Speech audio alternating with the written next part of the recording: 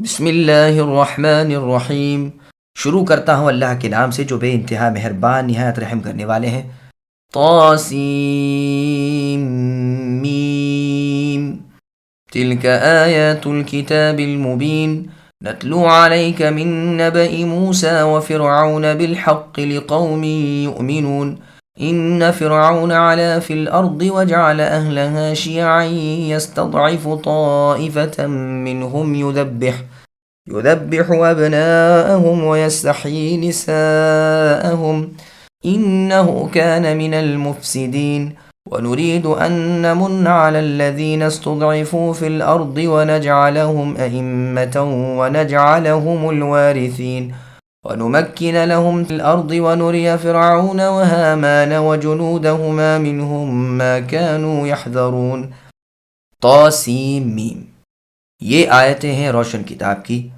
ہم آپ کے سامنے اے نبی موسیٰ علیہ السلام اور فرعون کا صحیح واقعہ بیان فرماتے ہیں، ان لوگوں کے لیے جو ایمان رکھتے ہیں۔ یقیناً فرعون نے زمین میں سرکشی کر رکھی تھی اور وہاں کے لوگوں کو گروہ گروہ بنا رکھا تھا اور ان کے ایک فرقے کو کمزور کر رکھا تھا، اور ان کے لڑکوں کو تو ذبح کر ڈالتا تھا اور ان کی لڑکیوں کو زندہ چھوڑ دیتا تھا۔ بے شک وہ شبہ وہ تھا ہی مفسدوں میں سے۔ پھر ہماری چاہت ہوئی کہ ہم ان پر کرم فرمائیں جنہیں زمین میں بے حد کمزور کر دیا گیا تھا، اور ہم نے انہیں پیشوا بنانے اور انہیں وارث بنانے کا ارادہ کر لیا، اور یہ بھی کہ ہم انہیں زمین میں قدرت و اختیار دیں اور فرعون اور حامان اور ان کے لشکروں کو وہ دکھا دیں جس سے وہ ڈر رہے تھے۔ مسند احمد میں معدی کریم رحمہ اللہ سے مروی ہے کہ ہم عبداللہ ابن مسعود رضی اللہ عنہ کے پاس آئے اور ان سے درخواست کی کہ وہ ہمیں سورہ طاسیم میم 100 آیتوں والی پڑھ کر سنائیں، تو آپ رضی اللہ عنہ نے فرمایا مجھے تو یہ یاد نہیں، تم خباب ابن الارت رضی اللہ عنہ سے جا کر سنو جنہیں خود رسول اللہ صلی اللہ علیہ وسلم نے سکھائی ہے۔ چنانچہ ہم خباب ابن الارت رضی اللہ عنہ کے پاس گئے اور آپ نے ہمیں یہ مبارک سورت پڑھ کر سنائی۔ فرعون کے بنی اسرائیل پر مظالم۔ حروف مقطعہ کا بیان پہلے گزر چکا ہے۔ یہ آیتیں ہیں واضح، جلی، روشن، صاف اور کھلے قرآن کی۔ تمام کاموں کی اصلیت، سب گزشتہ اور آئندہ کی خبریں اس میں ہیں اور سب سچی اور کھلی۔ ہم آپ کے سامنے اے نبی موسیٰ علیہ السلام اور فرعون کا سچا واقعہ بیان کرتے ہیں، جیسے اور آیت میں ہے جس کا ترجمہ ہے ہم آپ کے سامنے اے نبی بہترین واقعہ بیان کرتے ہیں، اس طرح کہ گویا آپ اس کے ہونے کے وقت وہیں موجود تھے۔ فرعون ایک متکبر، سرکش اور بد دماغ انسان تھا۔ اس نے لوگوں پر بری طرح قبضہ جما رکھا تھا اور انہیں آپس میں لڑوا کر، ان میں پھوٹ اور اختلاف ڈلوا کر، انہیں کمزور کر کے خود ان پر جبر و تعدی کے ساتھ سلطنت کر رہا تھا۔ خصوصاً بنی اسرائیل کو تو اس ظالم نے نیست و نابود کرنے کا ارادہ کر لیا تھا، حالانکہ مذہبی اعتبار سے اس وقت یہ سب میں اچھے تھے۔ اس نے انہیں بری طرح ذلیل کر رکھا تھا، تمام کمینے کام ان سے لیا کرتا تھا اور دن رات یہ بیچارے بیگار میں گھسٹتے رہتے تھے۔ اس پر بھی اس کا غصہ ٹھنڈا نہ ہوتا تھا۔ یہ ان کی نرینہ اولاد کو قتل کر ڈالتا تھا کہ یہ قوت والے نہ ہو جائیں، اور اس لیے بھی کہ یہ ذلیل و خوار ہیں، اور اس لیے بھی کہ اس سے ڈر تھا کہ ان میں سے ایک بچے کے ہاتھوں میری سلطنت تباہ ہونے والی ہے۔ بات یہ ہے کہ جب ابراہیم علیہ السلام مصر کی حکومت میں سے ماں اپنی اہلیہ سارہ علیہ السلام کے جا رہے تھے، اور یہاں کے سرکش بادشاہ نے سارہ علیہ السلام کو لونڈی بنانے کے لیے ابراہیم علیہ السلام سے چھین لیا تھا، جنہیں اللہ تعالیٰ نے اس کافر سے محفوظ رکھا اور اسے ان پر دست درازی کرنے کی قدرت ہی حاصل نہ ہوئی۔ اس وقت ابراہیم علیہ السلام نے بطور پیش گوئی فرمایا تھا کہ میری اولاد میں سے ایک کی اولاد کے ایک لڑکے کے ہاتھوں ملک مصر اس قوم سے جاتا رہے گا، اور ان کا بادشاہ اس کے سامنے ذلت کے ساتھ ہلاک ہوگا۔ چونکہ بنی اسرائیل میں یہ روایت چلی آ رہی تھی اور ان کے درس میں بھی یہ تھی، جسے قبطی بھی سنتے تھے جو فرعون کی قوم کے تھے۔ انہوں نے دربار میں مخبری کی جب سے فرعون نے یہ ظالمانہ اور سفاکانہ قانون بنا دیا کہ بنو اسرائیل کے بچے قتل کر دیے جائیں اور ان کی بچیاں چھوڑ دی جائیں، لیکن رب کو جو منظور ہوتا ہے وہ اپنے وقت پر ہو کر ہی رہتا ہے۔ موسیٰ علیہ السلام زندہ رہ گئے اور اللہ تعالیٰ نے آپ علیہ السلام کے ہاتھوں اس سرکش فرعون کو ذلیل و خوار کیا، فالحمدللہ۔ چنانچہ سورہ اعراف کی آیت نمبر 137 میں اللہ کا فرمان ہے، جس کا ترجمہ ہے کہ ہم نے ان ضعیفوں اور کمزوروں یعنی بنی اسرائیل پر رحم کرنا چاہا۔ ظاہر ہے کہ اللہ کی چاہت کا پورا ہونا یقینی ہے، جیسے اللہ نے سورہ اعراف کی آیت نمبر 137 میں فرمایا، وَأَوْرَثْنَا الْقَوْمَ الَّذِينَ، ہم نے اس گری پڑی قوم بنی اسرائیل کو ان کی تمام چیزوں کا مالک بنا دیا۔ فرعون نے اپنی تمام تر طاقت کا مظاہرہ کیا، لیکن اسے رب تعالیٰ کی طاقت کا اندازہ ہی نہ تھا۔ آخر اللہ تعالیٰ کا ارادہ غالب رہا، اور جس ایک بچے کی خاطر ہزاروں بے گناہ بچوں کا خون ناحق بہایا تھا، اس بچے یعنی موسیٰ علیہ السلام کو اللہ تعالیٰ نے اسی کی گود میں پلوایا، پروان چڑھایا، اور اسی کے ہاتھوں اس کے لشکر اور اس کے ملک و مال کا خاتمہ کرایا، تاکہ وہ یعنی فرعون جان لے اور مان لے کہ وہ اللہ تعالیٰ کا ایک ذلیل، مسکین، بے دست و پا غلام تھا، اور رب کی چاہت پر کسی کی چاہت غالب نہیں رہ سکتی۔ موسیٰ علیہ السلام اور ان کی قوم کو اللہ تعالیٰ نے مصر کی سلطنت دی، اور فرعون جس سے خائف تھا وہ سامنے آ گیا اور تباہ و برباد ہوا۔ فالحمد للہ۔ وَأَوْحَيْنَا إِلَىٰ أُمِّ مُوسَىٰ أَنْ أَرْضِعِيهِ فَإِذَا خِفْتِ عَلَيْهِ فَأَلْقِيهِ فِي الْيَمِّ وَلَا تَخَافِي وَلَا تَحْزَنِي إِنَّا رَادُّوهُ إِلَيْكِ وَجَاعِلُوهُ مِنَ الْمُرْسَلِينَ فَالْتَقَطَهُ آلُ فِرْعَوْنَ لِيَكُونَ لَهُمْ عَدُوًّا وَحَزَنًا إِنَّ فِرْعَوْنَ وَهَامَانَ وَجُنُودَهُمَا كَانُوا خَاطِئِينَ وقالت امرأة فرعون قرة عين لي ولك لا تقتلوه عسى أن ينفعنا أو نتخذه ولدا وهم لا يشعرون۔ اور ہم نے موسیٰ علیہ السلام کی ماں کو وحی کی کہ اسے یعنی موسیٰ کو دودھ پلاتی رہ، اور جب تجھے اس کی نسبت کوئی خوف معلوم ہو تو اسے دریا میں بہا دے، اور کوئی ڈر و خوف یا رنج و غم نہ کرنا، ہم یقیناً اسے تیری طرف لوٹانے والے ہیں اور انہیں اپنے پیغمبروں میں بلانے والے ہیں۔ آخر فرعون کے لوگوں نے اس بچے کو اٹھا لیا کہ آخر کار یہی بچہ ان کا دشمن ہوا اور ان کے رنج کا باعث بنا۔ کچھ شک نہیں کہ فرعون اور حامان اور اس کے لشکر تھے ہی خطا کار۔ اور فرعون کی بیوی نے کہا کہ یہ تو میری اور تیری آنکھوں کی ٹھنڈک ہے، اسے قتل کرو، بہت ممکن ہے کہ یہ ہمیں کوئی فائدہ پہنچائے یا ہم اسے اپنا ہی بیٹا بنا لیں۔ یہ لوگ کچھ شعور ہی نہ رکھتے تھے۔ سامعین، اب ان آیتوں کی تفسیر سماعت کیجیے۔ جس کو اللہ بچائے اسے کوئی نہیں مار سکتا۔ مروی ہے کہ جب بنی اسرائیل کے ہزارہ بچے قتل ہو چکے تو قبطیوں کو اندیشہ ہوا کہ اگر بنو اسرائیل ختم ہو گئے تو جتنے ذلیل کام اور بیہودہ خدمتیں حکومت ان سے لے رہی ہے کہیں ہم سے نہ لینے لگے۔ تو دربار میں میٹنگ ہوئی اور یہ رائے قرار پائی کہ 1 سال مار ڈالے جائیں اور دوسرے سال نہ قتل کیے جائیں۔ ہارون علیہ السلام اس سال تولد ہوئے جس سال بچوں کو نہ قتل کیا جاتا تھا، لیکن موسیٰ علیہ السلام اس سال پیدا ہوئے جس سال بنو اسرائیل کے لڑکے عام طور پر تہ تیغ ہو رہے تھے۔ عورتیں گشت کرتی رہتی تھیں اور حاملہ عورتوں کا خیال رکھتی تھیں، ان کے نام لکھ لیے جاتے تھے۔ وضع حمل کے وقت یہ عورتیں پہنچ جاتی تھیں، اگر لڑکی ہوتی تو واپس چلی جاتی، اور اگر لڑکا ہوتا تو فوراً جلادوں کو خبر کر دیتی تھیں۔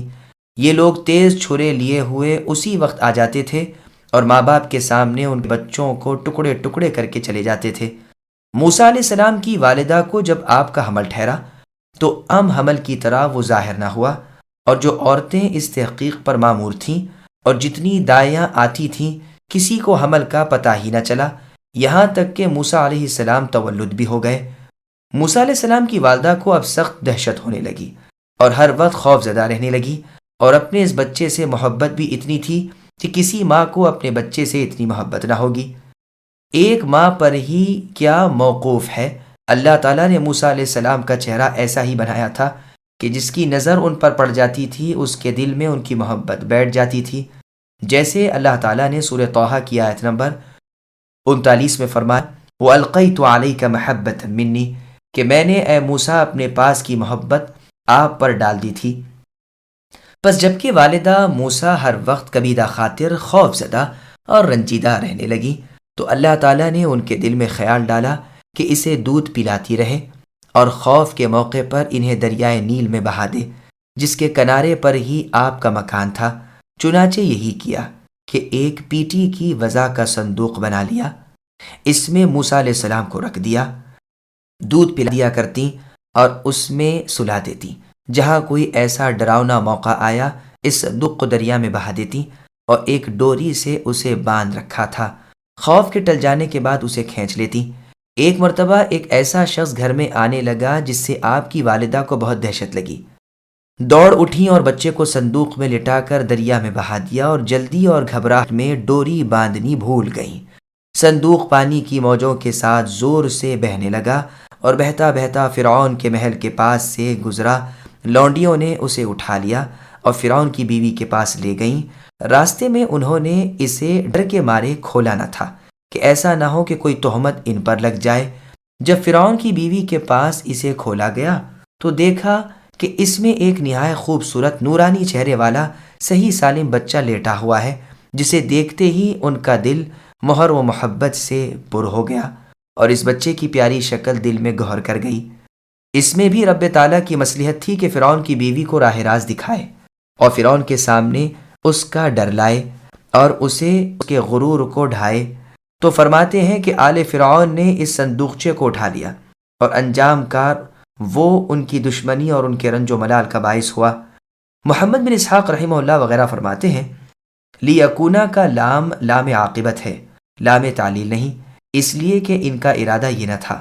بظاہر یہ ٹھیک بھی معلوم ہوتا ہے، لیکن معنی کو دیکھتے ہوئے لام کو لام تعلیل سمجھنے میں بھی کوئی حرج نظر نہیں آتا، اس لیے کہ اللہ تعالیٰ نے انہیں صندوقچے کا اٹھانے والا اس لیے ہی بنایا تھا کہ اللہ تعالیٰ اسے ان کے لیے دشمن بنا دے اور ان کے رنج و غم کا باعث بنائے۔ بلکہ اس میں ایک لطف یہ بھی ہے کہ جس سے وہ بچنا چاہتے تھے وہ ان کے سر چڑھ گیا، اسی لیے اس کے بعد ہی فرمایا گیا کہ فرعون و حامان اور ان کے ساتھی خطا کار تھے۔ روایت ہے کہ عمر بن عبدالعزیز رحمہ اللہ نے قدریہ فرقے کو، جو لوگ کے تقدیر کے منکر ہیں، ایک خط میں لکھا کہ موسیٰ علیہ السلام کے سابق علم میں فرعون کے دشمن اور اس کے لیے باعث رنج و غم تھے، جیسے قرآن مجید کی اس آیت سے ثابت ہے۔ لیکن تم اے قدریوں کہتے ہو کہ اگر فرعون چاہتا تو موسیٰ علیہ السلام اس کے مددگار اور دوست ہوتے۔ پھر آگے اللہ فرماتے ہیں کہ اس بچے کو دیکھتے ہی فرعون چمکا کہ ایسا نہ ہو کسی اسرائیلیہ عورت نے اسے پھینک دیا ہو اور کہیں یہ وہی نہ ہو جس کے قتل کرنے کے لیے میں ہزاروں بچوں کو فنا کر چکا ہوں۔ یہ سوچ کر اس نے انہیں بھی قتل کرنا چاہا، لیکن اس کی بیوی آسیہ رضی اللہ عنہا نے اس کی سفارش کی۔ فرعون کو اس کے ارادے سے روکا اور کہا اسے قتل نہ کیجیے، بہت ممکن ہے کہ یہ آپ کی اور میری آنکھوں کی ٹھنڈک کا باعث ہو۔ فرعون نے جواب دیا کہ تیری آنکھوں کی ٹھنڈک کو ہو، لیکن مجھے تو آنکھوں کی ٹھنڈک کی ضرورت نہیں، اللہ تعالیٰ کی شان دیکھیے یہی ہوا۔ آسیہ رضی اللہ عنہا کو اللہ تعالیٰ نے اپنا دین نصیب فرمایا اور موسیٰ علیہ السلام کی وجہ سے انہوں نے ہدایت پائی، اور اس متکبر فرعون کو رب تعالیٰ نے اپنے نبی موسیٰ علیہ السلام کے ہاتھوں ہلاک کیا۔ سنن نسائی وغیرہ کے حوالے سے سورہ طٰہٰ کی تفسیر میں حدیث فطور میں یہ قصہ پورا بیان ہو چکا ہے۔ آسیہ رضی اللہ عنہ فرماتی ہیں شاید یہ ہمیں نفع پہنچائے۔ ان کی امید اللہ تعالیٰ نے پوری کی، دنیا میں موسیٰ علیہ السلام ان کی ہدایت کا ذریعہ بنے اور آخرت میں جنت میں جانے کا، اور کہتی ہیں یہ بھی ہو سکتا ہے ہم اسے اپنا بچہ بنا لیں۔ انہیں کوئی اولاد نہ تھی تو چاہا کہ موسیٰ علیہ السلام کو متبنہ بنا لے، یعنی اپنا منہ بولا بیٹا۔ ان میں سے کسی کو شعور نہ تھا کہ اللہ تعالیٰ کس طرح پوشیدہ پوشیدہ اپنا ارادہ پورا کر ہی لیتے ہیں۔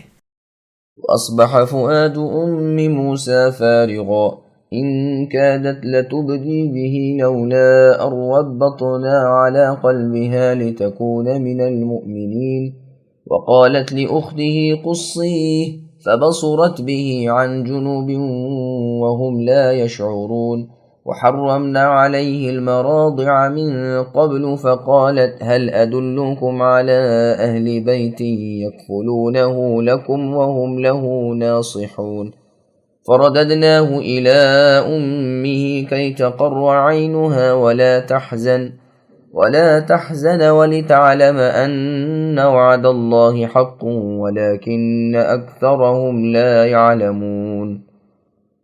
اور موسیٰ علیہ السلام کی قریب تھیں کہ اس واقعے کو بالکل ظاہر کر دیتی اگر ہم ان کے دل کو ڈھارس نہ دے دیتے، یہ اس لیے کہ وہ یقین کرنے والوں میں رہے۔ موسیٰ علیہ السلام کی والدہ نے ان کی بہن سے کہا کہ تو اس کے پیچھے پیچھے جا، تو وہ اسے دور ہی دور سے دیکھتی رہی اور فرعونیوں کو اس کا علم بھی نہ ہوا۔ ان کے پہنچنے سے پہلے ہم نے موسیٰ علیہ السلام پر دائیوں کا دودھ حرام کر دیا تھا۔ یہ یعنی موسیٰ علیہ السلام کی بہن کہنے لگی کہ کیا میں تمہیں ایسا گھرانہ بتاؤں جو اس بچے کی تمہارے لیے پرورش کرے اور ہوں بھی وہ اس بچے کے خیر خواہ؟ پس ہم نے موسیٰ کو ان کی ماں کی طرف واپس پہنچایا تاکہ ان کی آنکھیں ٹھنڈی رہیں اور آزردہ خاطر نہ ہو، اور جان لے کہ اللہ تعالیٰ کا وعدہ سچا ہے، لیکن اکثر لوگ نہیں جانتے۔ سامعین، اب آیتوں کی تفسیر سماعت کیجیے۔ موسیٰ علیہ السلام کی پرورش فرعون کے گھر میں۔ موسیٰ علیہ السلام کی والدہ نے جب آپ کو صندوقچے میں ڈال کر فرعونیوں کے خوف کی وجہ سے دریا میں بہا دیا اور بہت پریشان ہوئیں، اور سوائے اللہ تعالیٰ کے سچے رسول اور اپنے لخت جگر موسیٰ علیہ السلام کے آپ کو کسی اور چیز کا خیال ہی نہ رہا۔ صبر و سکون جاتا رہا، دل میں بجز موسیٰ علیہ السلام کی یاد کی اور کوئی خیال ہی نہیں آتا تھا۔ اگر اللہ تعالیٰ کی طرف سے ان کی دل جمعی نہ کر دی جاتی تو وہ بے صبری میں راز فاش کر دیتی، لوگوں سے کہہ دیتی کہ اس طرح میرا بچہ ضائع ہو گیا، لیکن اللہ تعالیٰ نے ان کا دل ٹھہرا دیا، ڈھارس اور تسکین دے دی، اور انہیں یقین کامل کرا دیا کہ تیرا بچہ تجھے ضرور مل جائے گا۔ موسیٰ علیہ السلام کی والدہ نے اپنی بڑی بچی سے، جو ذرا سمجھدار تھیں، فرما دیا کہ بیٹی تم اس صندوق پر نظریں جما کر کنارے کنارے چلی جاؤ، دیکھو کہ کیا انجام ہوتا ہے، مجھے خبر کرنا۔ تو یہ اسے دور سے دیکھتی ہوئی چلی، لیکن اس انجان پن سے کہ کوئی اور نہ سمجھ سکے کہ یہ ان کا خیال رکھتی ہوئی ساتھ ساتھ جا رہی ہیں۔ فرعون کے محل تک پہنچتے ہوئے اور وہاں سے اس کی لونڈیوں کو اٹھاتے ہوئے تو آپ کی ہمشیرہ یعنی بہن نے دیکھا، پھر وہیں باہر کھڑی رہ گئیں کہ شاید کچھ معلوم ہو سکے کہ اندر کیا ہو رہا ہے۔ وہاں یہ ہوا کہ جب آسیہ رضی اللہ عنہا یعنی فرعون کی بیوی نے فرعون کو اس کے خونی ارادے سے باز رکھا اور بچے کو یعنی موسیٰ علیہ السلام کو اپنی پرورش میں لے لیا، تو شاہی محل میں جتنی دایا تھیں سب کو بچہ دیا گیا۔ ہر ایک نے بڑی محبت و پیار سے انہیں دودھ پلانا چاہا، لیکن بحکم باری تعالی موسیٰ علیہ السلام نے کسی کے دودھ کا ایک گھونٹ بھی نہ پیا۔ آخر اپنی لونڈیوں کے ہاتھ باہر بھیجا کہ باہر کسی دایا کو تلاش کرو اور جس کا دودھ یہ پیے اسے لے آؤ۔ چونکہ رب العالمین کو یہ منظور نہ تھا کہ ان کا نبی موسیٰ علیہ السلام اپنی والدہ کے سوا اور کسی کا دودھ پیے، اور اس میں سب سے بڑی مصلحت یہ تھی کہ اس بہانے موسیٰ علیہ السلام اپنی ماں تک پہنچ جائیں۔ لونڈیاں جب آپ کو لے کر باہر نکلیں تو آپ کی بہن صاحبہ نے پہچان لیا، لیکن ان پر ظاہر نہ کیا اور نہ انہیں خود کوئی پتہ چل سکا۔ آپ کی والدہ گو پہلے تو بہت پریشان تھیں، لیکن اس کے بعد رب تعالیٰ نے انہیں صبر و سکون دے دیا تھا اور وہ خاموش اور مطمئن تھیں۔ بہن نے انہیں یعنی ان لونڈیوں کو کہا کہ تم اس قدر پریشان کیوں ہو؟ انہوں نے کہا کہ یہ بچہ کسی دائی کا دودھ نہیں پیتا، ہم اس کے لیے کسی اور دایا کی تلاش میں ہیں۔ یہ سن کر موسیٰ علیہ السلام کلیم اللہ کی بہن فرمایا کہ اگر کہو تو میں ایک دایا کا بتا دوں، ممکن ہے یہ بچہ ان کا دودھ پی لے، وہ اسے پرورش کریں اور اس کی خیر خواہی کریں۔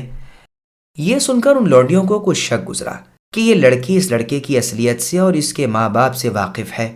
اسے گرفتار کر لیا اور اس سے پوچھا کہ تجھے کیا معلوم کہ وہ عورت اس کی کفالت اور خیر خواہی کرے گی؟ اس نے فوراً جواب دیا، سبحان اللہ، کون نہ چاہے گا کہ شاہی دربار میں اس کی عزت ہو، انعام و اکرام کی خاطر کون اس بچے سے ہمدردی نہ کرے گا؟ ان کی سمجھ میں بھی آ گیا کہ ہمارا پہلا گمان غلط تھا، یہ تو ٹھیک کہہ رہی ہے۔ اسے چھوڑ دیا اور کہا اچھا چل اس کا مکان دکھا۔ یہ انہیں لے کر اپنے گھر آئیں، اپنی والدہ کی طرف اشارہ کر کے کہا انہیں دیجیے۔ سرکاری آدمیوں نے انہیں دیا تو بچہ ان کا دودھ پینے لگا۔ فوراً یہ خبر آسیہ رضی اللہ عنہا کو دی گئی۔ اسے سن کر آسیہ رضی اللہ عنہا بہت خوش ہوئیں، انہیں اپنے محل میں بلوایا اور بہت کچھ انعام و اکرام دیا، لیکن یہ پتہ نہ تھا کہ فی الواقع یہی اس بچے کی والدہ ہیں۔ فقط اس وجہ سے کہ موسیٰ علیہ السلام نے ان کا دودھ پیا تھا وہ ان سے بہت خوش ہوئیں۔ کچھ دنوں تک تو یوں ہی کام چلتا رہا۔ آخر کار ایک روز آسیہ رضی اللہ عنہا نے فرمایا میری خواہش ہے کہ تم محل میں ہی آ جاؤ، یہیں رہو سہو اور اسے دودھ پلاتی رہو۔ موسیٰ علیہ السلام کی والدہ نے جواب دیا کہ یہ مجھ سے نہیں ہو سکتا، میں بال بچوں والی ہوں، میرے میاں بھی ہیں، میں انہیں اپنے گھر دودھ پلا دیا کروں گی، پھر آپ کے ہاں بھیج دیا کروں گی۔ یہی طے ہوا اور اسی پر فرعون کی بیوی بھی رضامند ہو گئیں۔ موسیٰ علیہ السلام کی والدہ کا خوف امن سے، فقیری امیری سے، بھوک آسودگی سے، ذلت عزت سے بدل گئی۔ روزانہ انعام و اکرام پاتی، کھانا کپڑا شاہی طریق پر ملتا اور اپنے پیارے بچے کو اپنی گود میں پالتی۔ ایک ہی رات یا ایک ہی دن یا ایک دن رات کے بعد ہی اللہ تعالیٰ نے اس کی مصیبت راحت سے بدل دی۔ اللہ تعالیٰ کی ذات پاک ہے، اللہ ہی کے ہاتھ میں تمام کام ہے، اللہ ہی کا چاہا ہوا ہوتا ہے، اور جس کام کو اللہ نہ چاہے ہرگز نہیں ہوتا۔ یقیناً وہ ہر اس شخص کی مدد کرتے ہیں جو اللہ پر بھروسہ کرے۔ اللہ کی فرمانبرداری کرنے والے کے اللہ تعالیٰ دستگیر ہیں، وہ اپنے نیک بندوں کے آڑے وقت کام آتے ہیں اور ان کی تکلیفوں کو ٹالتے ہیں اور ان کی تنگی کو فراخی سے بدلتے ہیں اور ہر رنج کے بعد راحت عطا فرماتے ہیں۔ سبحانہ ما اعظم شأنہ، اللہ کی ذات کیا ہی پاک ہے، اللہ کی شان کیا ہی عظیم ہے۔ پھر آگے اللہ فرماتے ہیں کہ ہم نے موسیٰ علیہ السلام کو ان کی ماں کی طرف واپس لوٹا دیا تاکہ ان کی ماں کی آنکھیں ٹھنڈی رہیں اور انہیں اپنے بچے کا صدمہ نہ رہے، اور وہ اللہ تعالیٰ کے وعدوں کو بھی سچا سمجھے اور یقین مان لے کہ وہ ضرور نبی اور رسول بھی ہونے والے ہیں۔ اب موسیٰ علیہ السلام کی والدہ اطمینان سے آپ کی پرورش میں مشغول ہو گئیں، اور اسی طرح پرورش کی جس طرح ایک بلند درجہ پیغمبر کی ہونی چاہیے۔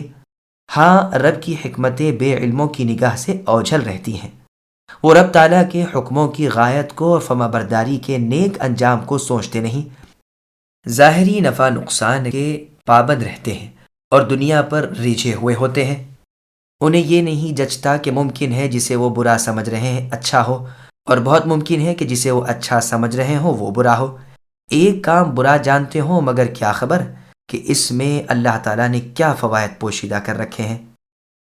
ولما بلغ أشده واستوى آتيناه حكما وعلما وكذلك نجزي المحسنين ودخل المدينة على حين غفلة من أهلها فوجد فيها رجلين يقتتلان هذا من شيعته وهذا من عدوه فاستغاثه الذي من شيعته على الذي من عدوه فوكزه موسى فقضى عليه قال هذا من عمل الشيطان إنه عدو مضل مبين قال رب إني ظلمت نفسي فاغفر لي فغفر له إنه هو الغفور الرحيم قال رب بما أنعمت علي فلن أكون ظهيرا للمجرمين فأصبح في المدينة خائفا يترقب فإذا الذي استنصره بالأمس يستصرخه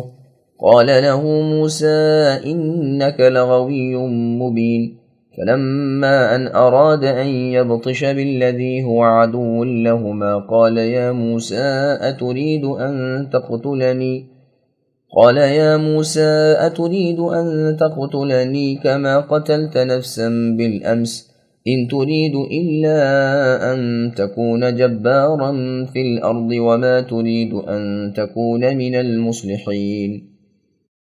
جب موسیٰ علیہ السلام اپنی جوانی کو پہنچ گئے اور پورے توانا ہو گئے، ہم نے انہیں حکمت و علم عطا فرمایا۔ نیکی کرنے والوں کو ہم اسی طرح بدلہ دیا کرتے ہیں۔ موسیٰ علیہ السلام ایک ایسے وقت شہر میں آئے جبکہ شہر کے لوگ غفلت میں تھے۔ یہاں دو شخصوں کو لڑتے ہوئے پایا، یہ ایک تو ان کے رفیقوں میں سے تھا اور یہ دوسرا ان کے دشمنوں میں سے۔ ان کی قوم والے نے ان کے خلاف جو ان کے دشمنوں میں سے تھا ان سے فریاد کی، جس پر موسیٰ علیہ السلام نے اس کے مکہ مارا جس سے وہ مر گیا۔ موسیٰ علیہ السلام کہنے لگے یہ تو شیطانی کام ہے، یقیناً شیطان دشمن اور کھلے طور پر بہکانے والا ہے۔ پھر دعا کرنے لگے اے میرے پروردگار، میں نے خود اپنے اوپر ظلم کیا، آپ مجھے معاف فرما دیجئے۔ اللہ تعالیٰ نے انہیں بخش دیا، وہ بخشش کرنے والے اور مہربانی کرنے والے ہیں۔ موسیٰ علیہ السلام کہنے لگے اے اللہ، جیسے آپ نے مجھ پر یہ کرم فرمایا، میں بھی اب ہرگز کسی گنہگار کا مددگار نہ بنوں گا۔ صبح ہی صبح ڈرتے دبتے خبریں لینے کو شہر میں آ گئے کہ اچانک وہی شخص جس نے کل ان سے مدد طلب کی تھی ان سے فریاد کر رہا ہے۔ موسیٰ علیہ السلام نے اس سے کہا کہ اس میں شک نہیں کہ تو صریح بے راہ ہے۔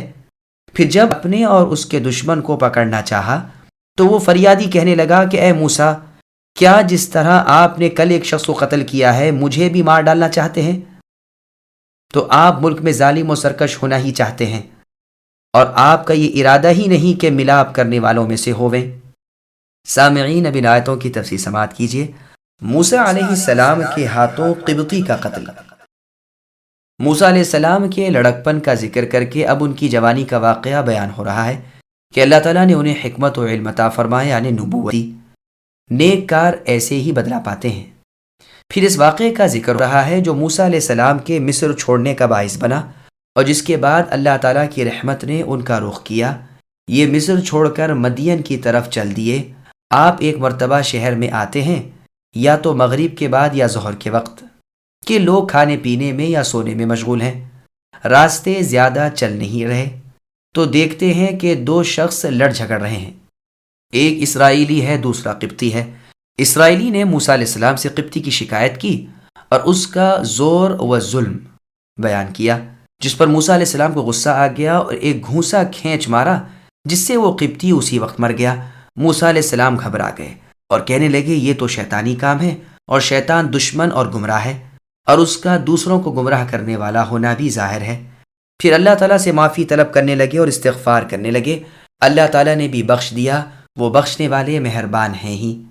اب کہنے لگے اے اللہ، آپ نے جاہ و عزت، بزرگی اور نعمت مجھے عطا فرمائی ہے، میں اسے سامنے رکھ کر وعدہ کرتا ہوں کہ آئندہ کبھی کسی نافرمان کی کسی امر میں موافقت اور امداد نہیں کروں گا۔ قتل کا راز فاش ہو گیا۔ موسیٰ علیہ السلام کے گھونسے سے قبطی مر گیا تھا، اس لیے آپ کی طبیعت پر گھبراہٹ تھی۔ شہر میں ڈرتے دبتے آئے کہ دیکھیں کیا باتیں ہو رہی ہیں، کہیں راز کھل تو نہیں گیا۔ دیکھتے ہیں کہ کل والا اسرائیلی آج ایک اور قبطی سے لڑ رہا ہے۔ آپ کو دیکھتے ہی کل کی طرح آج بھی اس نے فریاد کی اور دہائی دینے لگا۔ موسیٰ علیہ السلام نے فرمایا تم بڑے شریر آدمی ہو۔ یہ سنتے ہی گھبرا گیا۔ جب موسیٰ علیہ السلام نے اس ظالم قبطی کو روکنے کے لیے اس کی طرف ہاتھ بڑھانا چاہا تو یہ شخص اپنے کمینے پن اور بزدلی سے سمجھ بیٹھا کہ آپ نے مجھے برا کہا ہے اور مجھے پکڑنا چاہتے ہیں۔ اپنی جان بچانے کے لیے شور مچانا شروع کر دیا کہ موسیٰ، کیا جیسے تم نے کل ایک شخص کا خون کیا آج میری جان لینی چاہتے ہو؟ کل کا واقعہ صرف اسی کی موجودگی میں ہوا تھا، اس لیے اب تک کسی کو پتہ نہ چلا تھا، لیکن آج اس کی زبان سے اس قبطی کو پتہ چلا کہ یہ کام موسیٰ علیہ السلام کا ہے۔ اس بزدل ڈرپوک نے یہ بھی ساتھ ہی کہا کہ تم اے موسیٰ زمین پر سرکش بن کر رہنا چاہتے ہو اور تمہاری طبیعت میں ہی اصلاح نہیں۔ قبطی یہ سن کر بھاگا دوڑا، دربار فرعونی میں پہنچا اور وہاں مخبری کی۔ فرعون کی بددلی کی اب کوئی حد نہ رہی اور فوراً سپاہی دوڑائے کہ موسیٰ علیہ السلام کو لا کر پیش کریں۔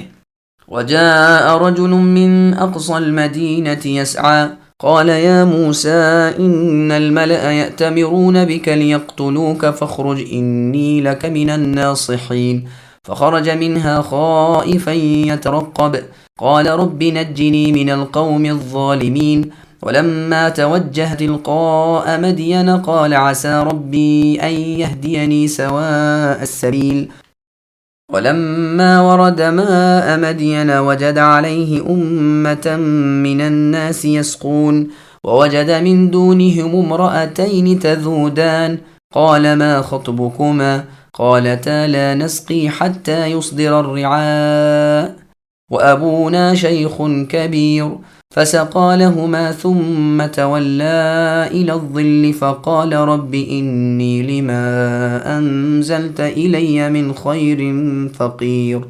شہر کے پرے کنارے سے ایک شخص دوڑتا ہوا آیا اور کہنے لگا موسیٰ، یہاں کے سردار تمہارے قتل کا مشورہ کر رہے ہیں، تم بہت جلد چلے جاؤ، مجھے اپنا خیر خواہ مانو۔ پھر موسیٰ علیہ السلام وہاں سے خوف زدہ ہو کر دیکھتے بھالتے نکل کھڑے ہوئے، کہنے لگے اے میرے پروردگار، مجھے ظالموں کے گروہ سے بچا لیجیے۔ اور جب مدین کی طرف متوجہ ہوئے تو کہنے لگے مجھے امید ہے کہ میرے رب مجھے سیدھی راہ چلائیں گے۔ مدین کے پانی پر جب آپ علیہ السلام پہنچے تو دیکھا کہ لوگوں کی ایک جماعت وہاں پانی پلا رہی ہے اور دو عورتوں کو الگ کھڑی اپنے جانوروں کو روکتی ہوئی دیکھا۔ پوچھا کہ تمہارا کیا حال ہے؟ وہ بولی جب تک کہ یہ چرواہے واپس نہ لوٹ جائیں ہم پانی نہیں پلاتی، اور ہمارے والد بہت بڑی عمر کے بوڑھے ہیں۔ موسیٰ علیہ السلام نے خود ان کے جانوروں کو پانی پلا دیا، پھر سائے کی طرف ہٹ آئے اور کہنے لگے، اے میرے پروردگار، آپ جو کچھ بھلائی میری طرف اتاریں میں اس کا محتاج ہوں۔ سامعین، اب ان آیتوں کی تفسیر سماعت کیجیے۔ ایک خیر خواہ کا تذکرہ۔ اس آنے والے کو رجل کہا گیا، عربی میں رجل کہتے ہیں پیروں کو۔ اس نے جب دیکھا کہ سپاہ موسیٰ علیہ السلام کے تعاقب میں جا رہی ہے تو یہ اپنے پیروں پر تیزی سے دوڑا اور ایک قریب کے رستے سے نکل کر جھٹ سے موسیٰ علیہ السلام کو اطلاع دے دی کہ یہاں کے امیر امراء آپ کے قتل کے ارادے کر چکے ہیں، آپ شہر چھوڑ دیجئے، میں آپ کا خیر خواہ ہوں، میری بات مان لیجئے۔ مدین کا پرکٹھن سفر۔ فرعون اور فرعونیوں کے ارادے جب اس شخص کی زبانی موسیٰ علیہ السلام کو معلوم ہو گئے تو آپ وہاں سے تنے تنہا چپ چاپ نکل کھڑے ہوئے۔ چونکہ اس سے پہلے کی زندگی کے ایام آپ کے شہزادوں کی طرح گزرے تھے، سفر بہت کڑا معلوم ہوا، لیکن خوف و ہراس کے ساتھ ادھر ادھر دیکھتے سیدھے چلے جا رہے تھے اور اللہ تعالیٰ سے دعا مانگتے جاتے تھے کہ الہی مجھے ان ظالموں سے یعنی فرعون اور فرعونیوں سے نجات دیجیے۔ مروی ہے کہ اللہ تعالیٰ نے موسیٰ علیہ السلام کی رہبری کے واسطے ایک فرشتہ بھیجا تھا جو گھوڑے پر آپ کے پاس آیا اور آپ کو راستہ دکھا گیا۔ واللہ عالم۔ تھوڑی دیر میں موسیٰ علیہ السلام جنگلوں اور بیابانوں میں سے نکل کر مدین کے راستے پر پہنچ گئے تو خوش ہوئے اور فرمانے لگے کہ مجھے ذات باری تعالیٰ سے امید ہے کہ وہ راہ راست پر ہی لے جائیں گے۔ اللہ تعالیٰ نے موسیٰ علیہ السلام کی امید بھی پوری کی اور دنیا و آخرت کی سیدھی راہ نہ صرف بتلائی بلکہ اوروں کو بھی سیدھی راہ بتلانے والا بنایا۔ مدین کے پاس کے کنویں پر آئے تو دیکھا کہ چرواہے پانی کھینچ کھینچ کر اپنے اپنے جانوروں کو پلا رہے ہیں۔ وہیں موسیٰ علیہ السلام نے یہ بھی ملاحظہ فرمایا کہ دو عورتیں اپنی بکریوں کو ان جانوروں کے ساتھ پانی پینے سے روک رہی ہیں۔ تو موسیٰ علیہ السلام کو ان بکریوں پر اور ان عورتوں کی اس حالت پر کہ یہ بیچاریاں پانی نکال کر پلا نہیں سکتی اور ان چرواہوں میں سے کوئی اس کا روادار نہیں کہ اپنے کھینچے ہوئے پانی میں سے ان کی بکریوں کو بھی پلائے، تو موسیٰ علیہ السلام کو رحم آیا۔ ان سے دریافت فرمایا کہ تم اپنے جانوروں کو اس پانی سے کیوں روک رہی ہو؟ انہوں نے جواب دیا، ہم تو پانی نکال نہیں سکتی، جب یہ اپنے جانوروں کو پانی پلا کر چلے جائیں گے تو بچا کچا پانی ہم اپنی بکریوں کو پلا دیں گی۔ ہمارے والد ہیں لیکن وہ بہت ہی بوڑھے ہیں۔ تو موسیٰ علیہ السلام نے خود ہی ان جانوروں کو پانی کھینچ کر پلا دیا۔ عمر رضی اللہ عنہ فرماتے ہیں کہ اس کنویں کے منہ کو ان چرواہوں نے ایک بڑے پتھر بند کر دیا تھا جس چٹان کو 10 آدمی مل کر سرکا سکتے تھے۔ موسیٰ علیہ السلام نے تنے تنہا اس پتھر کو ہٹا دیا اور ایک ہی ڈول نکالا تھا جس میں اللہ تعالیٰ نے برکت دی اور ان دونوں لڑکیوں کی بکریاں آسودہ ہو گئیں۔ اب آپ تھکے ہارے بھوکے پیاسے ایک درخت کے سائے تلے بیٹھ گئے۔ مصر سے مدین تک پیدل بھاگے دوڑے آئے تھے، پیروں میں چھالے پڑ گئے تھے، کھانے کو کچھ پاس نہیں تھا، درختوں کے پتے اور گھاس پھوس کھاتے رہے تھے، پیٹ پیٹ سے لگ رہا تھا اور گھاس کا سبزہ رنگ باہر سے نظر آ رہا تھا۔ آدھی کھجور سے بھی اس وقت موسیٰ علیہ السلام ترسے ہوئے تھے، حالانکہ اس وقت کی ساری مخلوق سے زیادہ برگزیدہ اللہ تعالیٰ کے نزدیک آپ تھے صلوات اللہ وسلامہ علیہ۔ مسعود رضی اللہ عنہ فرماتے ہیں کہ 2 رات کا سفر کر کے میں مدین گیا اور وہاں کے لوگوں سے اس درخت کا پتہ پوچھا جس کے نیچے اللہ تعالیٰ کے کلیم موسیٰ علیہ السلام نے سہارا لیا تھا۔ لوگوں نے ایک درخت کی طرف اشارہ کیا، میں نے دیکھا کہ وہ ایک سرسبز درخت ہے۔ میرا جانور بھوکا تھا، اس نے اس میں منہ ڈالا، پتے منہ میں لے کر بڑی دیر تک چباتا رہا، لیکن آخر اس نے نکال ڈالے۔ میں نے کلیم اللہ موسیٰ علیہ السلام کے لیے دعا کی اور وہاں سے واپس لوٹ آیا۔ اور روایت میں ہے کہ آپ رضی اللہ عنہ اس درخت کو دیکھنے کو گئے تھے جس سے اللہ تعالیٰ نے موسیٰ علیہ السلام سے باتیں کی تھیں، جیسے کہ آئے گا انشاءاللہ تعالی۔ سدی رحمہ اللہ فرماتے ہیں کہ یہ ببول کا درخت تھا۔ الغرض اس درخت تلے بیٹھ کر موسیٰ علیہ السلام نے اللہ تعالیٰ سے دعا کی، اے میرے رب، میں آپ کے احسانوں کا محتاج ہوں۔ عطا رحمہ اللہ کا قول ہے کہ اس عورت نے بھی موسیٰ علیہ السلام کی دعا سنی۔ یہ روایت تفسیر ابن جریر طبری میں ہے۔ فجاءته إحداهما تمشي على استحياء قالت إن أبي يدعوك ليجزيك أجر ما سقيت لنا فلما جاءه وقص عليه القصص قال لا تخف نجوت من القوم الظالمين قالت إحداهما يا أبت استأجره إن خير من استأجرت القوي الأمين قال إني أريد أن أنكحك إحدى ابنتي هاتين على أن تأجرني 8 حجج فإن أتممت 10 فمن عندك وما أريد أن نشق عليك ستجدني إن شاء الله من الصالحين قال ذلك بيني وبينك أيما الأجلين قضيت فلا عدوان علي واللہ علی ما نقول وکیل۔ اتنے میں ان دونوں عورتوں میں سے ایک ان کی طرف یعنی موسیٰ علیہ السلام کی جانب شرم و حیا سے چلتی ہوئی آئی اور کہنے لگی کہ میرے باپ آپ کو بلا رہے ہیں تاکہ آپ نے ہمارے جانوروں کو جو پانی پلایا ہے اس کی اجرت دیں۔ جب موسیٰ علیہ السلام ان کے پاس پہنچے اور ان سے اپنا سارا حال بیان کیا تو وہ کہنے لگے اب نہ ڈریے، آپ نے ظالم قوم سے نجات پالی۔ ان دونوں میں سے ایک عورت نے کہا کہ ابا آپ انہیں مزدوری پر رکھ لیجئے، کیونکہ جنہیں آپ اجرت پر رکھیں ان میں سے سب سے بہتر وہ ہے جو مضبوط اور امانت دار ہو۔ اس بزرگ نے کہا میں اپنی ان دونوں لڑکیوں میں سے ایک کو آپ کے نکاح میں دینا چاہتا ہوں، اس مہر پر کہ آپ 8 سال تک میرا کام کاج کریں۔ ہاں اگر آپ 10 سال پورے کریں تو یہ آپ کی طرف سے بطور احسان کے ہے۔ میں یہ ہرگز نہیں چاہتا کہ آپ کو کسی مشقت میں ڈالوں، اللہ کو منظور ہے تو آگے چل کر آپ مجھے بھلا آدمی پائیں گے۔ موسیٰ علیہ السلام نے کہا خیر تو یہ بات میرے اور آپ کے درمیان پختہ ہو گئی، میں ان دونوں مدتوں میں سے جسے پورا کروں مجھ پر کوئی زیادتی نہ ہو، ہم یہ جو کچھ کہہ رہے ہیں اس پر اللہ گواہ اور کارساز ہے۔ سامعین اب ان آیتوں کی تفسیر سماعت کیجیے۔ شیخ کبیر اور نکاح موسیٰ علیہ السلام۔ ان دونوں بچیوں کی بکریوں کو جب کہ موسیٰ علیہ السلام نے پانی پلا دیا تو یہ اپنی بکریاں لے کر واپس اپنے گھر گئیں۔ باپ نے دیکھا کہ آج وقت سے پہلے یہ آ گئی ہیں تو دریافت فرمایا کہ آج کیا بات ہے۔ انہوں نے سچا واقعہ کہہ سنایا۔ اسی وقت ان کے والد نے ان دونوں میں سے ایک کو بھیجا کہ جاؤ اسے میرے پاس بلا لاؤ۔ وہ موسیٰ علیہ السلام کے پاس آئیں اور جس طرح گھر گھرست پاک دامن عفیفہ عورتوں کا دستور ہوتا ہے شرم و حیا سے اپنی چادر میں لپٹی ہوئی پردے کے ساتھ چل رہی تھیں، منہ بھی چادر کے کنارے سے چھپائے ہوئے تھیں۔ پھر اس دانائی اور صداقت کو دیکھیے کہ صرف یہی نہ کہا کہ میرے ابا آپ کو بلا رہے ہیں، کیونکہ اس میں شبہ کی باتوں کی گنجائش تھی، صاف کہہ دیا کہ میرے والد آپ کو آپ کی مزدوری دینے کے لیے اور اس احسان کا بدلہ اتارنے کے لیے بلا رہے ہیں جو آپ نے ہماری بکریوں کو پانی پلا کر ہمارے ساتھ کیا ہے۔ کلیم اللہ موسیٰ علیہ السلام کو جو بھوکے پیاسے تنے تنہا مسافر اور بے خرچ تھے یہ موقع غنیمت معلوم ہوا۔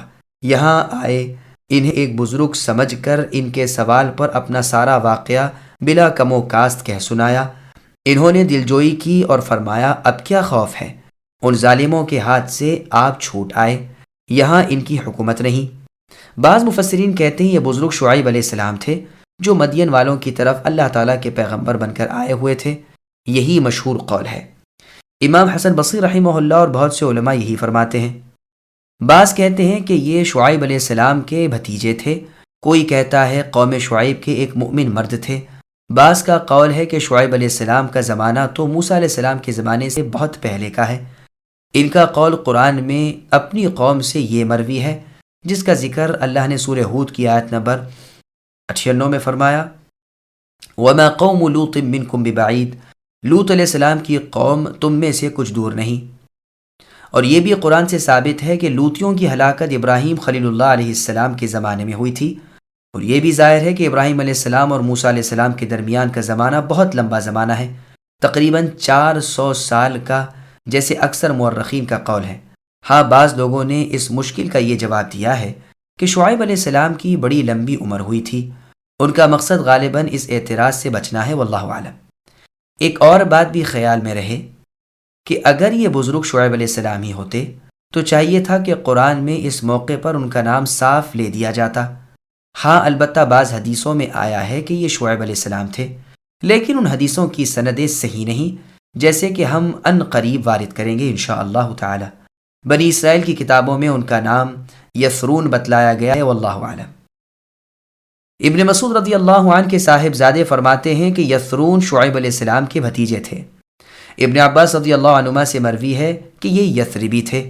ابن جریر رحمہ اللہ فرماتے ہیں کہ یہ بات اس وقت ثابت ہوتی جبکہ اس بارے میں کوئی خبر مروی ہوتی، اور ایسا ہے نہیں۔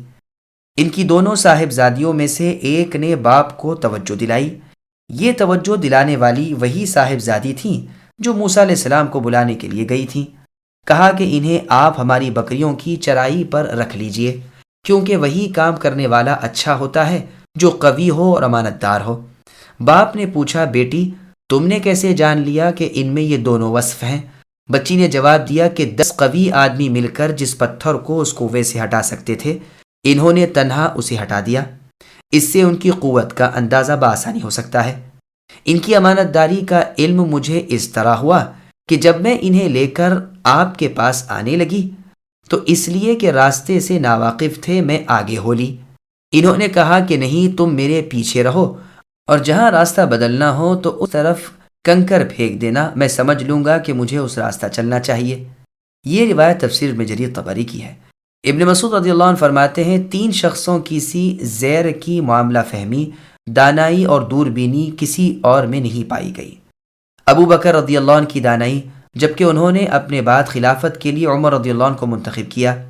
یوسف علیہ السلام کے خریدنے والے مصری جنہوں نے بیک نظر یوسف علیہ السلام کو پہچان لیا اور جا کر اپنی بیوی صاحبہ سے فرمایا کہ انہیں اچھی طرح رکھو، اور اس بزرگ کی صاحبزادی جنہوں نے موسیٰ علیہ السلام کی نسبت اپنے باپ سے سفارش کی کہ انہیں اپنے کام پر رکھ لیجئے۔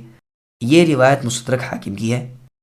یہ سنتے ہی اس بچی کے باپ نے موسیٰ علیہ السلام سے فرمایا کہ اگر آپ پسند فرمائیں تو میں اس مہر پر ان 2 بچیوں میں سے ایک کا نکاح آپ کے ساتھ کر دیتا ہوں کہ آپ 8 سال تک ہماری بکریاں چرائیں۔ ان دونوں کا نام صفور اور لیا تھا، یا صفور اور شرفہ، جس کو لیا بھی کہتے تھے۔ اس بزرگ نے کہا 8 سال تو ضروری ہیں، ہاں اس کے بعد کے 2 سال کا آپ کو اختیار ہے۔ اگر آپ اپنی خوشی سے 2 سال اور بھی میرا کام کریں تو اچھا ہے، ورنہ آپ پر لازمی نہیں۔ آپ دیکھیں گے کہ میں بد آدمی نہیں، آپ کو تکلیف نہ دوں گا۔ امام اوزاعی رحمہ اللہ نے اسے استدلال کر کے فرمایا ہے کہ اگر کوئی کہے کہ میں فلاں چیز کو نقد 10 پر اور ادھار 20 پر بیچتا ہوں تو یہ بیع صحیح ہے، اور خریدار کو اختیار ہے کہ 10 پر نقد یا 20 پر ادھار لے لے۔ وہ اس حدیث کا بھی یہی مطلب لے رہے ہیں جس میں ہے کہ جو شخص 2 بیع ایک بیع میں کرے اس کے لیے کمی والی بیع ہے، ورنہ سود۔ لیکن یہ مذہب غور طلب ہے جس کی تفصیل کا یہ مقام نہیں، واللہ اعلم۔ یہ روایت سنن نبی داؤد کی ہے۔ اصحاب امام احمد نے اس آیت سے استدلال کر کے کہا ہے کہ کھانے پینے اور کپڑا پر کسی کو مزدوری اور کام کاج پر لگا لینا درست ہے، لیکن جس حدیث کی بنا پر انہوں نے یہ کہا وہ سخت ضعیف ہے۔ کلیم اللہ موسیٰ علیہ السلام نے بزرگ کی اس شرط کو قبول کر لیا اور فرمایا، ہم تم میں یہ طے شدہ فیصلہ ہے، مجھے اختیار ہوگا کہ خواہ وہ 10 سال پورے کروں یا 8 سال کے بعد چھوڑ دوں۔ 8 سال کے بعد آپ کا کوئی حق مزدوری مجھ پر لازم نہیں۔ ہم اللہ تعالیٰ کو اپنے اس معاملے پر گواہ کرتے ہیں، اللہ ہی کی کارسازی کافی ہے۔ تو گو 10 سال پورا کرنا مباح ہے، لیکن وہ فاضل چیز ہے، ضروری نہیں، ضروری 8 سال ہیں۔ جیسے مینا کے آخری 2 دن کے بارے میں اللہ تعالیٰ کا حکم ہے، اور جیسے صحیح بخاری وغیرہ کی حدیث میں ہے رسول اللہ نے حمزہ ابن عمرو الاسلمی رضی اللہ عنہ سے فرمایا تھا، جو بکثرت روزے رکھا کرتے تھے، کہ اگر تم سفر میں روزہ رکھو تو تمہیں اختیار ہے، اور نہ رکھو تو تمہیں اختیار ہے، باوجود یہ کہ دوسری دلیل سے رکھنا افضل ہے۔ چنانچہ اس کی دلیل بھی آ چکی ہے کہ موسیٰ علیہ السلام نے 10 سال ہی پورے کیے۔ صحیح بخاری میں ہے کہ سعید بن جبیر رحمہ اللہ سے ایک یہودی نے سوال کیا کہ موسیٰ علیہ السلام نے 8 سال پورے کیے یا 10 سال؟ تو آپ رحمہ اللہ نے فرمایا، مجھے خبر نہیں۔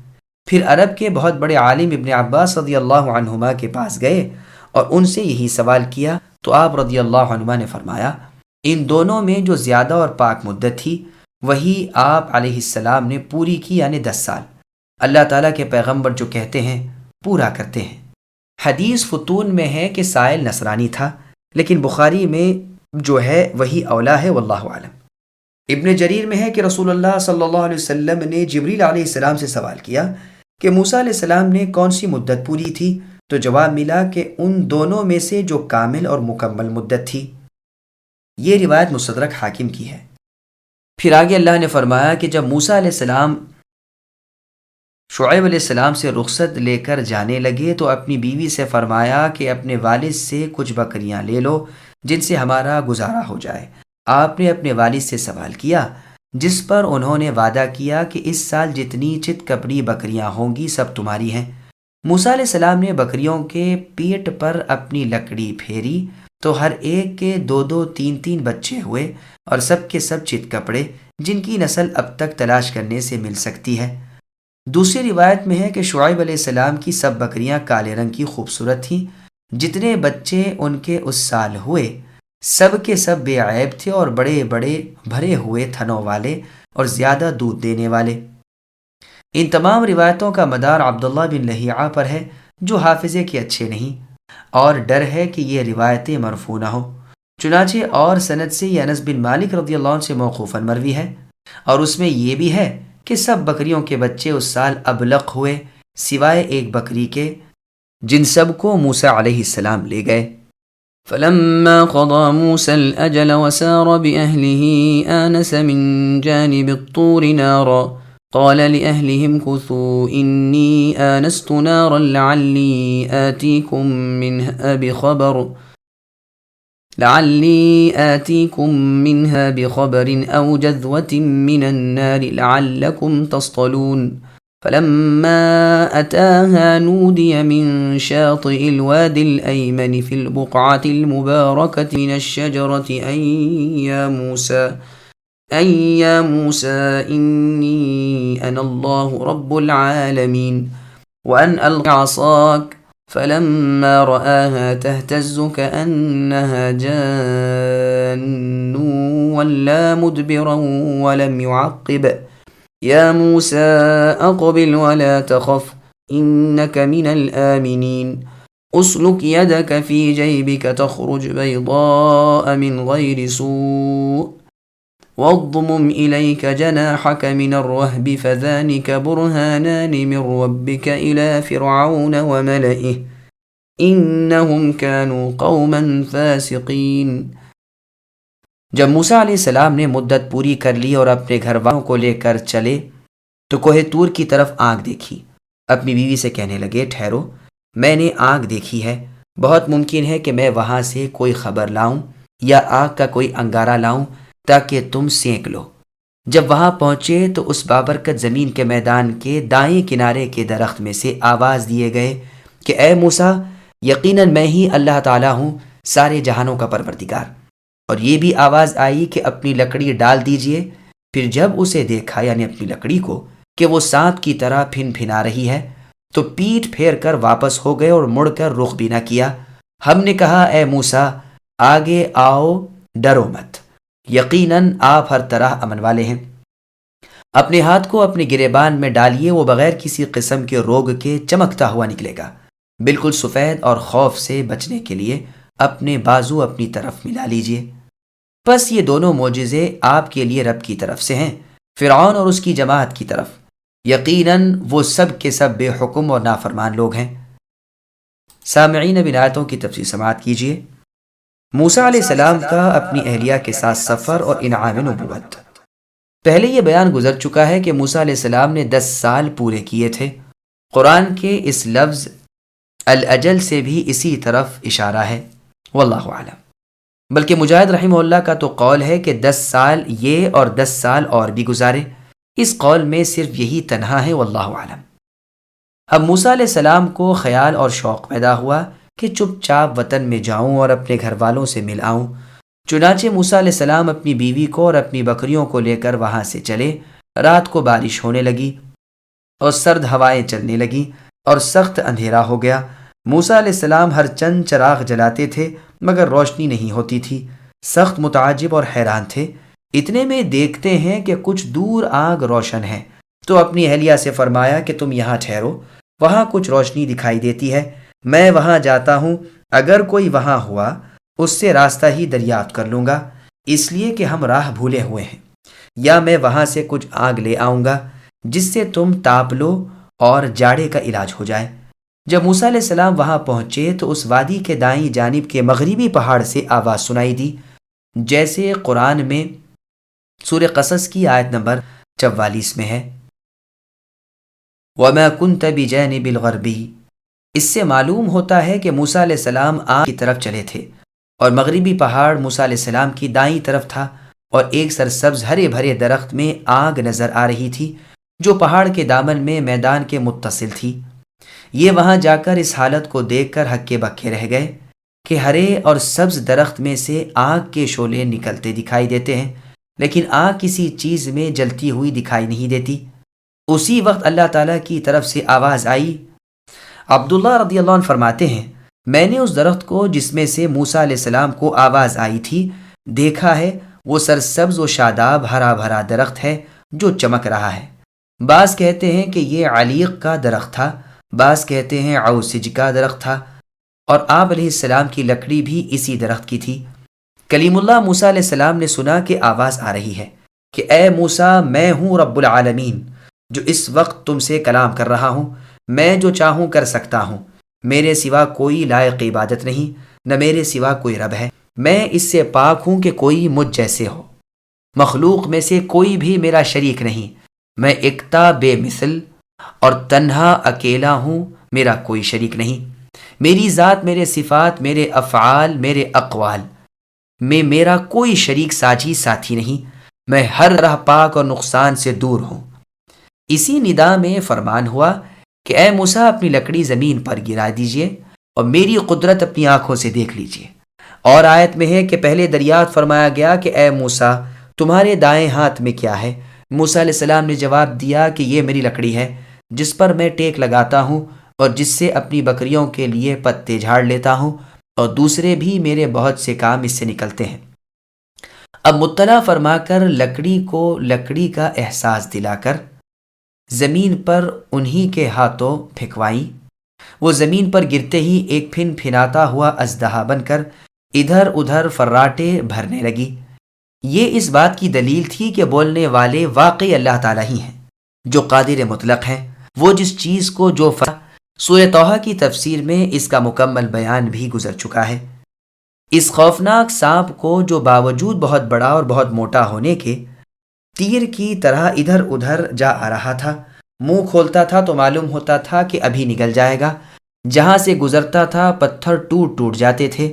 اسے دیکھ کر موسیٰ علیہ السلام سہم گئے اور دہشت کے مارے ٹھہر نہ سکے، الٹے پیروں بھاگے اور مڑ کر بھی نہ دیکھا۔ وہیں اللہ تعالیٰ کی طرف سے آواز آئی کہ اے موسیٰ، ادھر آؤ، ڈرو نہیں، آپ میرے امن میں ہیں۔ اب موسیٰ علیہ السلام کا دل ٹھہر گیا، اطمینان سے بے خوف ہو کر وہیں اپنی جگہ آ کر باادب کھڑے ہو گئے۔ یہ معجزہ عطا فرما کر پھر دوسرا معجزہ یہ دیا کہ موسیٰ علیہ السلام اپنا ہاتھ اپنے گریبان میں ڈال کر نکالتے تو وہ چاند کی طرح چمکنے لگتا اور بہت بھلا معلوم ہوتا، یہ نہیں کہ کوڑ کے داغ کی طرح سفید ہو جائے۔ یہ بھی بحکم باری تعالیٰ آپ نے وہی کیا اور اپنے ہاتھ کو مثل چاند کے منور دیکھ لیا۔ پھر حکم دیا کہ تمہیں اس سانپ سے یا کسی گھبراہٹ، ڈر، خوف، رعب سے دہشت معلوم ہو تو اپنے بازو اپنے بدن سے ملا لو، ڈر خوف جاتا رہے گا۔ اور یہ بھی وارد ہے کہ جو شخص اور دہشت کے وقت اپنا ہاتھ اپنے دل پر اللہ تعالیٰ کے اس فرمان کے تحت رکھ لے، انشاءاللہ اس کا ڈر خوف جاتا رہے گا۔ مجاہد رحمہ اللہ فرماتے ہیں کہ ابتدا میں موسیٰ علیہ السلام کے دل پر فرعون کا بہت خوف تھا، پھر آپ جب اسے دیکھتے تو یہ دعا پڑھتے، اللہم انی ادرأ بک فی نحرہ واعوذ بک من شرہ، یعنی اے اللہ، میں آپ کو اس کے مقابلے میں کرتا ہوں اور اس کی برائی سے آپ کی پناہ میں آتا ہوں۔ اللہ تعالیٰ نے ان کے دل سے رعب اور خوف ہٹا لیا اور فرعون کے دل میں ڈال دیا۔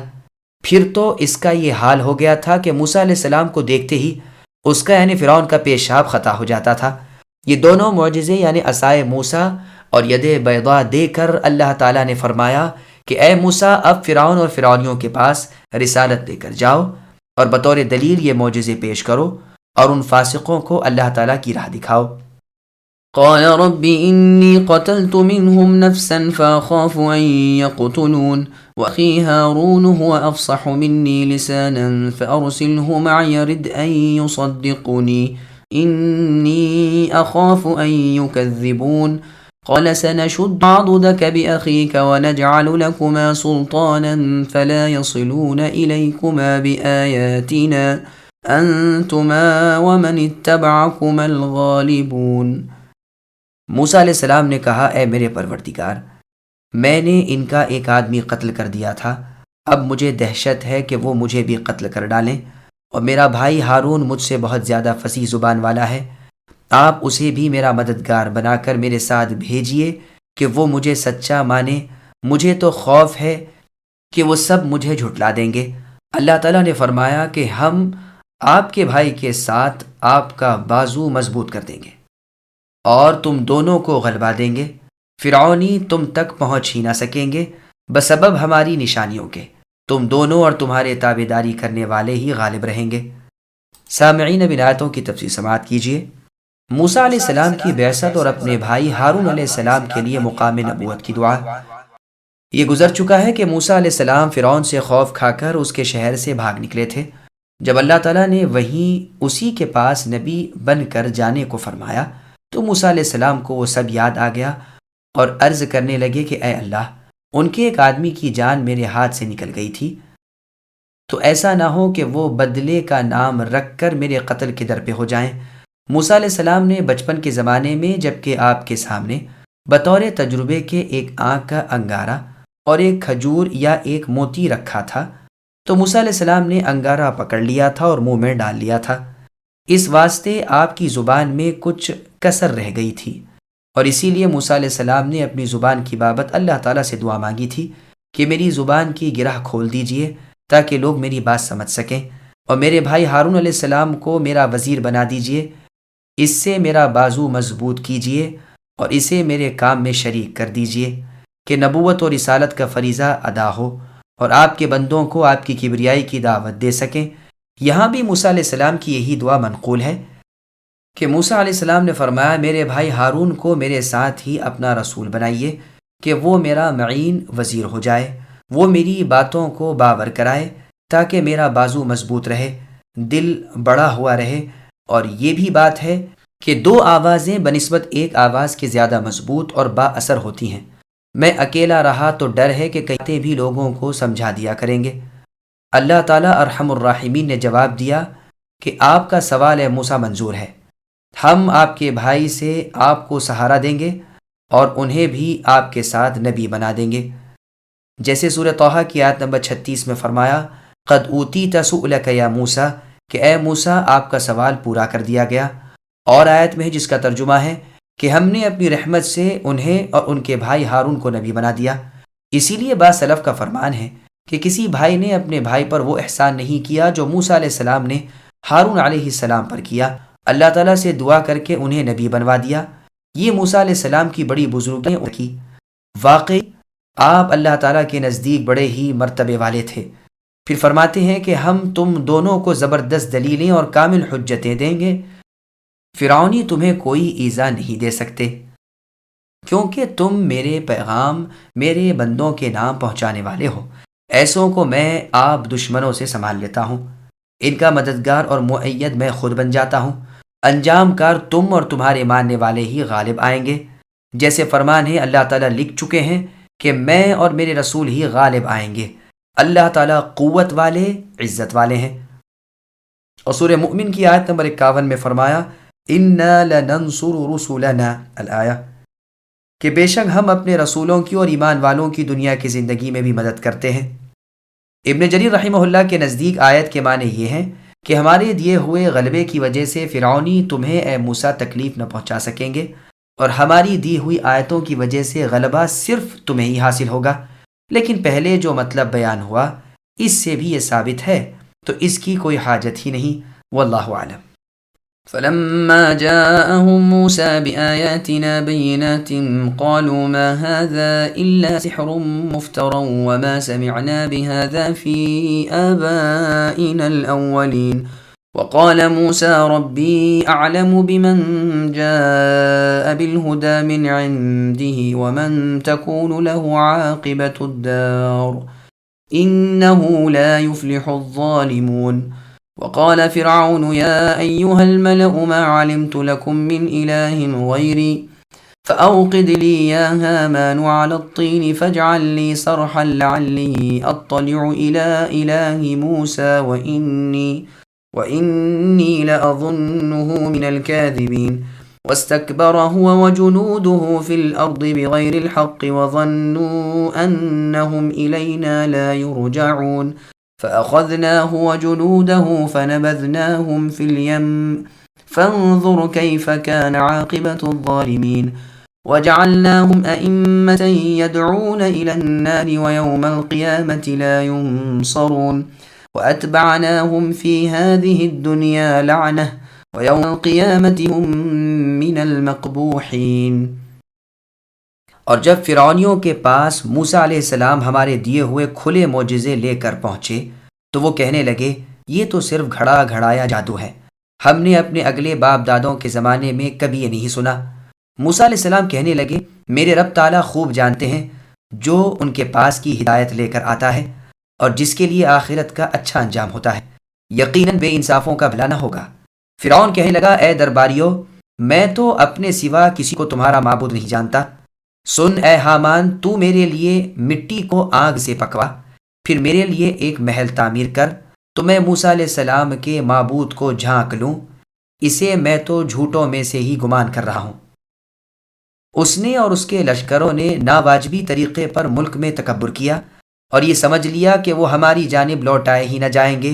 بالآخر ہم نے اسے اور اس کے لشکروں کو پکڑ لیا اور دریا برد کر دیا۔ اب دیکھ لیجئے کہ ان گنہگاروں کا انجام کیسا کچھ ہوا۔ اور ہم نے انہیں ایسے امام بنا دیے کہ لوگوں کو جہنم کی طرف بلائیں اور روز قیامت مطلق مدد نہ کیے جائیں گے۔ ہم نے اس دنیا میں بھی ان کے پیچھے اپنی لعنت لگا دی اور قیامت کے دن بھی وہ بدحال لوگوں میں سے ہوں گے۔ سامعین، اب آیتوں کی تفسیر سماعت کیجیے۔ اللہ تعالیٰ کی وحدانیت پر قوم کا تعجب۔ موسیٰ علیہ السلام خلعت نبوت سے اور کلام باری تعالیٰ سے ممتاز ہو کر بحکم باری تعالیٰ مصر میں پہنچے اور فرعون اور فرعونیوں کو اللہ تعالیٰ کی وحدت اور اپنی رسالت کی تلقین کی، ساتھ ہی جو معجزے اللہ تعالیٰ نے دیے تھے انہیں دکھلائے۔ سب کو مع فرعون کے یقین کامل ہو گیا کہ بے شک موسیٰ علیہ السلام اللہ تعالیٰ کے پیغمبر ہیں، لیکن مدتوں کا غرور اور پرانا کفر سر اٹھائے بغیر نہ رہا اور زبانیں دل کے خلاف کر کے کہنے لگے یہ تو صرف مصنوعی جادو ہے۔ اب اپنے دبدبے اور قوت و طاقت سے حق کے مقابلے پر جم گئے اور اللہ تعالیٰ کے نبیوں کا سامنا کرنے پر تل گئے اور کہنے لگے کبھی ہم نے تو نہیں سنا کہ اللہ تعالیٰ ایک ہے، اور ہم تو کیا ہمارے اگلے باپ دادوں کے کان بھی آشنا نہیں تھے۔ ہم سب کے سب ماں اپنے بڑے چھوٹوں کے بہت سے معبودوں کو پوچھتے رہے، یہ نئی باتیں لے کر کہاں سے آ گیا؟ کلیم اللہ موسیٰ علیہ السلام نے جواب دیا کہ مجھے اور تم کو اللہ تعالیٰ خوب جانتے ہیں، وہی ہم تم میں فیصلہ کریں گے، ہم میں سے ہدایت پر کون ہے اور کون نیک انجام ہے، اس کا علم بھی اللہ تعالیٰ ہی کو ہے۔ وہ فیصلہ کر دیں گے اور تم عنقریب دیکھ لو گے کہ اللہ تعالیٰ کی تائید کس کا ساتھ دیتی ہے۔ ظالم یعنی مشرک کبھی خوش انجام اور شاد کام نہیں ہوئے، وہ نجات سے محروم ہیں۔ فرعون کی حد سے زیادہ سرکشی۔ فرعون کی سرکشی اور اس کے الہامی دعوے کا ذکر ہو رہا ہے کہ اس نے اپنی قوم کو بے عقل بنا کر ان سے اپنا دعویٰ منوا لیا۔ اس نے ان کمینوں کو جمع کر کے ہانک لگائی کہ تمہارا رب میں ہی ہوں، سب سے اعلیٰ اور بلند تر ہستی میری ہی ہے۔ اسی بنا پر اللہ تعالیٰ نے اسے دنیا اور آخرت کے عذابوں میں پکڑ لیا اور دوسروں کے لیے اسے نشان عبرت بنایا۔ ان کمینوں نے اسے یعنی فرعون کو معبود مان کر اس کا دماغ یہاں تک بڑھا دیا کہ اس نے کلیم اللہ موسیٰ علیہ السلام سے ڈانٹ کر کہا کہ سن رکھ، اگر تو نے میرے سوا کسی اور کو اپنا معبود بنایا تو میں تجھے قید میں ڈال دوں گا۔ انہی سفلے لوگوں میں بیٹھ کر اپنا دعویٰ انہیں منوا کر اپنے ہی جیسے اپنے خبیث وزیر حامان سے کہتا ہے کہ تو ایک پجاوا بنا اور اس میں اینٹیں پکوا اور میرے لیے ایک بلند و بالا محل بنا کہ میں چڑھ کر جھانک لوں کہ واقع میں موسیٰ علیہ السلام کا کوئی اللہ تعالیٰ ہے بھی یا نہیں۔ گو مجھے اس کے دروغ گو ہونے کا علم تو ہے، مگر میں اس کا جھوٹ تم سب پر ظاہر کرنا چاہتا ہوں۔ اسی کا بیان سورہ مؤمن کی آیت نمبر 36 یا حامان ابن لی صرحا میں بھی ہے۔ چنانچہ ایک بلند محل بنایا گیا کہ اس سے اونچا دنیا میں دیکھا نہیں گیا۔ یہ موسیٰ علیہ السلام کو نہ صرف دعوے رسالت میں ہی جھوٹا جانتا تھا بلکہ یہ تو وجود باری تعالیٰ کا قائل ہی نہ تھا۔ چنانچہ خود قرآن میں ہے کہ موسیٰ علیہ السلام سے فرعون نے کہا وما رب العالمین، تمام جہانوں کا رب، اس سے کیا مراد ہے؟ اور اس نے یہ بھی کہا تھا کہ اگر اے موسیٰ تو میرے سوا کسی اور کو اللہ جانتا ہے تو میں تجھے قید کر دوں گا۔ اس آیت میں بھی ہے کہ اس نے اپنے درباریوں سے کہا میرے علم میں تو بجز میرے تمہارا اللہ کوئی اور نہیں۔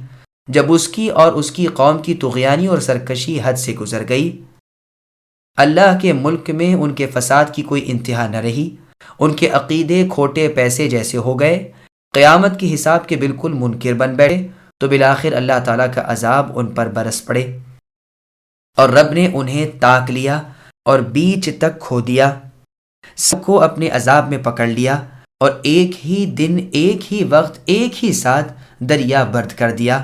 لوگوں سوچ لو کہ ظالموں کا کیسا عبرتناک انجام ہوتا ہے۔ ہم نے انہیں جہنمیوں کا امام بنا دیا ہے کہ یہ لوگوں کو ان کاموں کی طرف بلاتے ہیں جن سے وہ اللہ کے عذابوں میں جلیں۔ جو بھی ان کی روش پر چلا اسے وہ جہنم میں لے گئے۔ جس نے بھی رسولوں کو جھٹلایا اور اللہ تعالیٰ کو نہ مانا وہ ان کی راہ پر ہے۔ قیامت کے دن بھی ان کی کچھ نہ چلے گی، کہیں سے انہیں کوئی امداد نہ پہنچے گی، دونوں جہاں میں نقصان اور خسران میں رہیں گے۔ جیسے اللہ تعالیٰ نے سورہ محمد کی آیت 13 میں فرمایا اہلکناہم فلا ناصر لہم الآیہ، یعنی ہم نے انہیں تہوہ بالا کر دیا اور کوئی ان کا مددگار نہ ہوا۔ دنیا میں بھی یہ ملعون ہوئے، اللہ تعالیٰ کی، اللہ کے فرشتوں کی، اللہ کے نبیوں کی اور تمام نیک بندوں کی ان پر لعنت ہے۔ جو بھی بھلا آدمی ان کا نام سنے گا ان پر پھٹکار بھیجے گا۔